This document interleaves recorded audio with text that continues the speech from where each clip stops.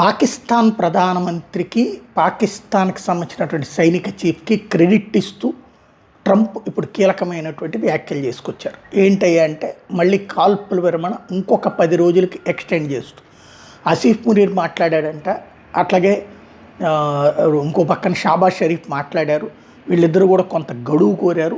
ఆ కారణంగా ఇప్పుడు గడువిస్తున్నాను, ఇంకొక 10 రోజుల పాటు ఏదైతే నాగరికత, ఇరాన్ నాగరికతనే నాశనం చేస్తానన్నటువంటి ట్రంప్ తాజాగా చేసినటువంటి ప్రకటన ఎట్టి పరిస్థితుల్లో అంతం చేస్తానన్నటువంటి వాడు. ఆ మధ్యన 48 గంటలు, ఆ తర్వాత 5 రోజులు, ఆ తర్వాత 10 రోజులు, మళ్ళీ ఇంకొక 2 రోజులు గడువు, ఇప్పుడు ఇంకొక 10 రోజులు. ఓ రకంగా చెప్పాలంటే అమెరికా యుద్ధానికి విముఖంగా ఉంది, ఇజ్రాయెల్ కోసం చేస్తుంది.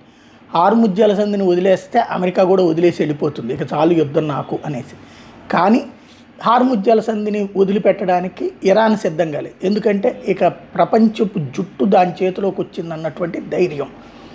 గల్ఫ్ దేశాలను ఆర్థికంగా దివాళా తీయించడం, లేదంటే గల్ఫ్ దేశాలను సామంత రాజ్యాలుగా మార్చుకుని వాళ్ళ నుండి నెల లేకపోతే ప్రతిరోజు డబ్బులు వసూలు చేసుకునేటటువంటి ఒక ఎత్తుగడ ఇప్పుడు ఈ యుద్ధం కారణంగా దానికి వచ్చింది. కాబట్టి అది వదులుకోదలుచుకోలేదు.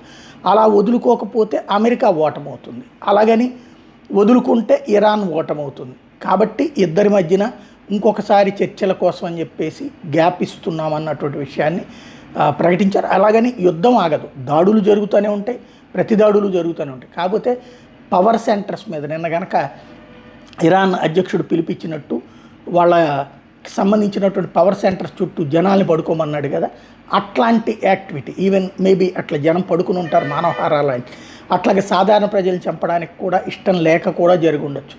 ఓవరాల్గా ట్రంప్ 10 రోజుల పాటు యుద్ధానికి గ్యాప్ ఇవ్వడం అన్నటువంటిది ఇప్పుడు కీలక పరిణామం.